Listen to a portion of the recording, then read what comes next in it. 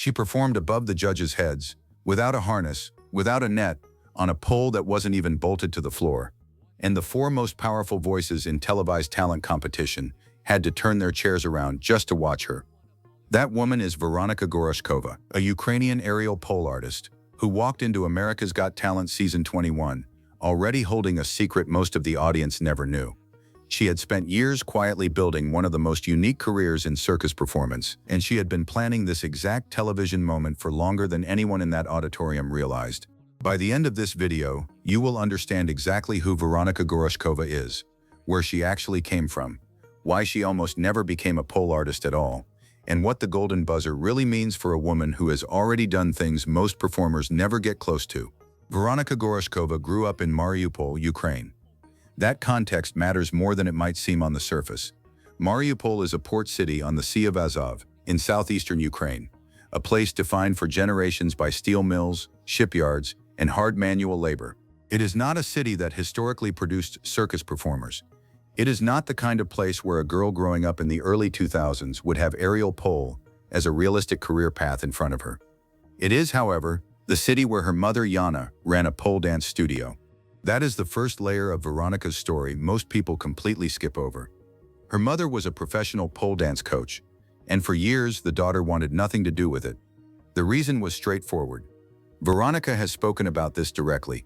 Pole dancing, at the time she was growing up, carried a specific stigma. It was associated primarily with performance that leaned into revealing aesthetics, and within serious athletic and circus communities, the discipline was not taken as seriously as it deserved to be. For a young woman who wanted to be taken seriously as a performer, aligning herself with that reputation felt like the wrong move. So she stayed away. She trained in dance, moving through group performance classes, building foundational skills but no sense yet of what her real art form would be. The pole was right there, in her mother's studio, and she kept her distance from it. And if that distance had held, there would be no story here. But here's the part that changes everything about what you just heard. One afternoon, Veronika walked into her mother Yana's training session and actually paid attention. She has told this story herself. She watched the class, and somewhere in the middle of it, something changed. The strength required, the control, the way the body could move around the pole and create shapes that looked simultaneously impossible and inevitable. The physical intelligence required to do any of it at the level her mother's students were attempting. It was not what she had expected. She started practicing, casually at first, then with increasing focus. She entered competitions at an amateur level, testing herself, measuring her progress against other practitioners. The stigma that had kept her away started to matter less the more seriously she took the art form. But competing as an amateur was not a destination. She wanted to build something real. The decision she made next was the one that changed the entire direction of her life.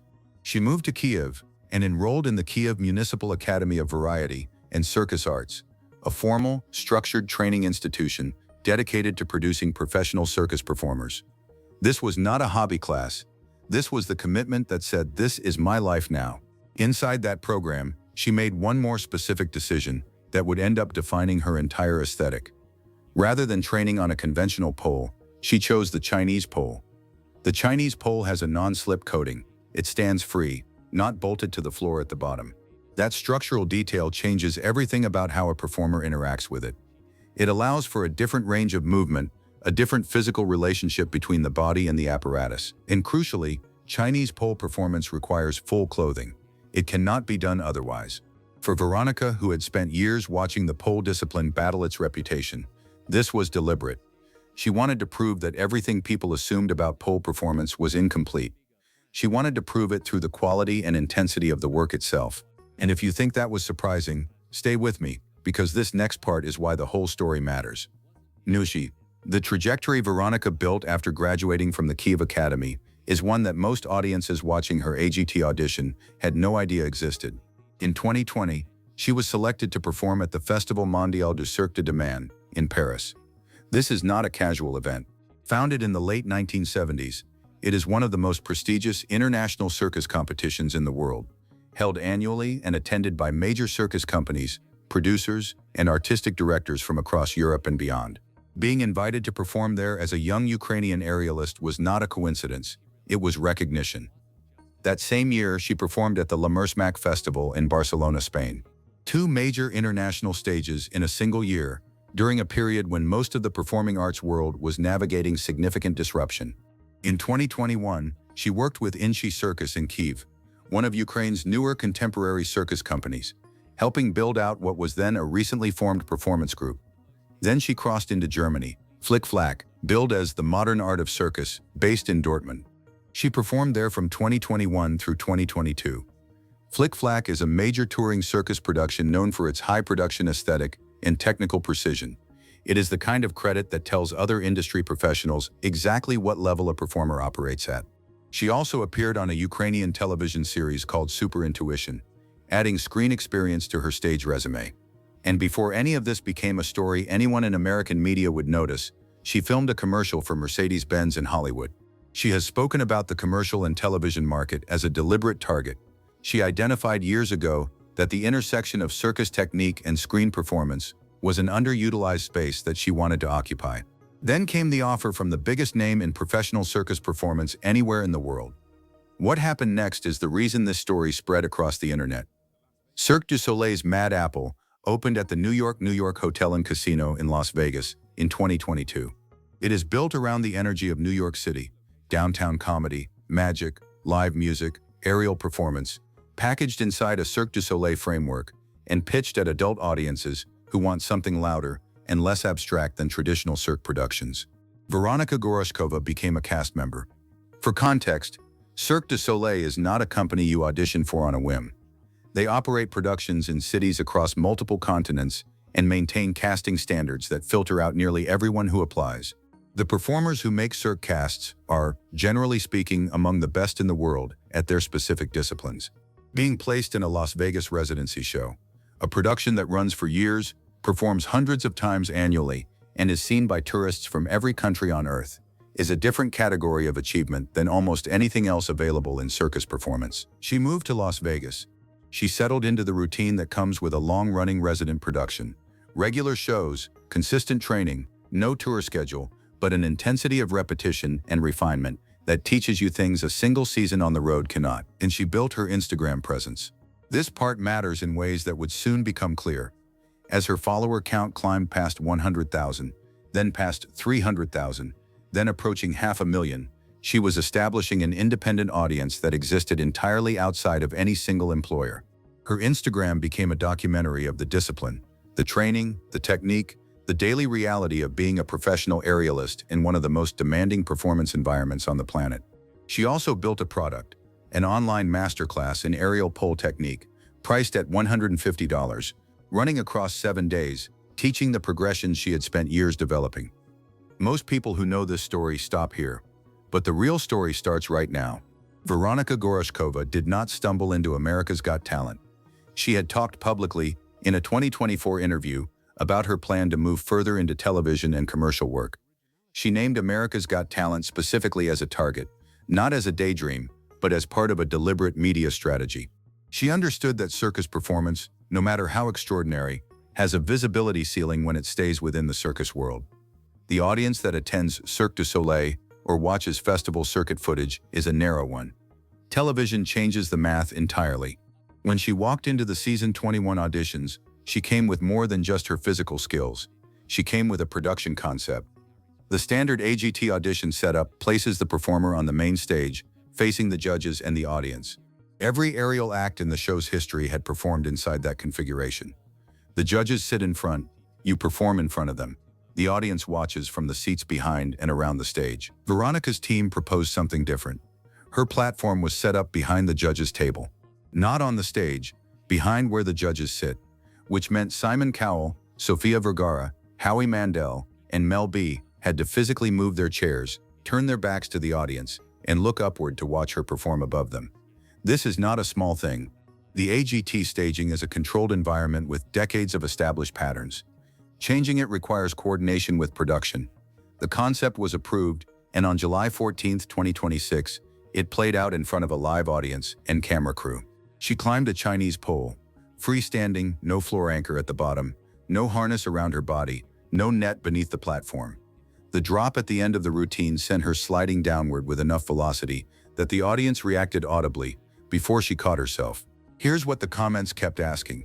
And here's the answer they never got, until now. You. The performance itself needs to be understood in two layers: what the television audience saw and what the people in that room experienced.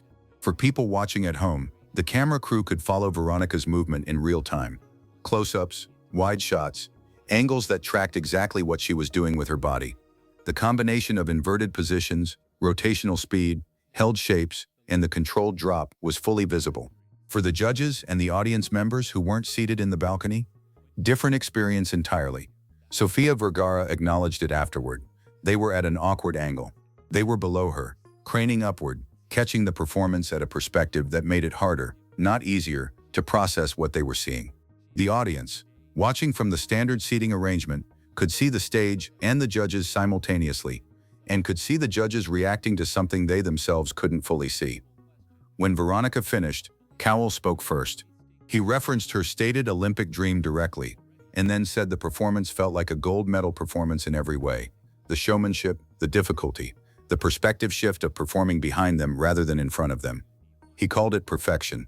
Vergara played the moment dramatically, suggesting she had concerns about the angle before pivoting and reaching forward to press the golden buzzer. It was the final golden buzzer she had left for the season. The gold confetti dropped. Veronika said it felt like magic. Backstage, Vergara elaborated. She had never seen the act performed that way. The smile Veronika held throughout the performance, the apparent ease masking years of accumulated work. She said it takes years of preparation to reach that level. The audience that had started booing Vergara's hesitation turned immediately to cheering. One phone call, one conversation. That's all it took to change the direction of everything. There is a detail about Veronika Goroshkova that gets quietly overlooked in most of the coverage written about her AGT appearance, and it is the detail that makes the most sense of everything else in this story. She built her career by choosing difficulty at every available junction. She chose pole performance specifically because it was stigmatized, because she wanted to prove the stigma wrong from the inside. She chose the Chinese pole specifically because it added a constraint that forced the discipline to be taken more seriously. She moved from Mariupol to Kyiv to enroll in a formal circus academy, rather than staying closer to home with a more comfortable path. She moved from Ukraine to Germany for a circus contract, rather than waiting for one to come to her. She moved to Las Vegas when Cirque du Soleil offered a position in a demanding high-performance resident show. She left her family behind to do all of it. When she arrived at AGT, she had already spent time in Paris, Barcelona, Kyiv, Dortmund, and Las Vegas. She had competed at international festival level, trained in formal academic environments, and worked within one of the most rigorous performance organizations in the world. Her mother, Yana, the coach who started all of this without meaning to, remains her primary coach. The woman who built a pole dance studio in a steel city in southeastern Ukraine trained the daughter who now performs aerial pole for one of the most watched talent competitions on American television. Veronika has spoken about what motivates her inside the United States versus what drove her in Ukraine. In Ukraine, she was working toward the dream. In the United States, she said the dream had already happened, and the work now was about staying in it and going further. And if you think that was surprising, stay with me because this next part is why the whole story matters. As of the summer of 2026, Veronika Goroshkova is competing in the AGT Season 21 live shows, the final competitive stretch that runs from late July into August and determines who wins the season. She entered the live shows with a specific advantage that few of the other acts in the competition share. She does not need AGT to define what she is. She has nearly 500,000 Instagram followers, a functioning Cirque du Soleil career, an international performance history, a commercial credit, and an independent revenue stream through her teaching platform. AGT is not her only option. It never was. Her stated goals have been consistent across multiple years of interviews and public statements. Perform at the Olympics, whether as an athlete in a recognized discipline or as a ceremonial performer at a major games, and expand into film and television work beyond the stage. The commercial sector she identified years ago as underutilized remains something she is actively building toward. The fact that AGT gave her a national platform with tens of millions of viewers is significant for exactly that reason. Every week she performs in the live shows is another week of visibility that has nothing to do with tickets sold at a specific Las Vegas venue. It is broadcast reach at a scale no circus festival or social media post reliably delivers. She is competing. She is still, as of this writing, in the competition. And whether she wins the season or not, The trajectory she was already on before the golden buzzer confetti dropped will continue past whatever result the voters deliver. The real story of Veronika Goroshkova is not the golden buzzer moment. The golden buzzer is the end of a much longer story. The girl from Mariupol who refused her mother's discipline for years, then chose it deliberately, then chose the hardest possible version of it, then moved across 4 countries building the credential stack that made the AGT moment not a lucky break, but a calculated arrival. She is currently competing in the AGT Season 21 live shows, with the full weight of a Cirque du Soleil career, 500,000 followers, and a decade of international performance experience behind her. Whatever happens in this competition, she built something that exists whether the show produces a winner or not. She left her family behind in Ukraine, chose a discipline people told her to be embarrassed by, proved them wrong on stages in Paris, Barcelona, and Las Vegas, and then walked into AGT knowing exactly what she was doing and why. Do you think Veronika Goroshkova can actually win AGT Season 21? Or is this the kind of act that wins the audition but struggles to match it on a standard stage? Drop your take in the comments.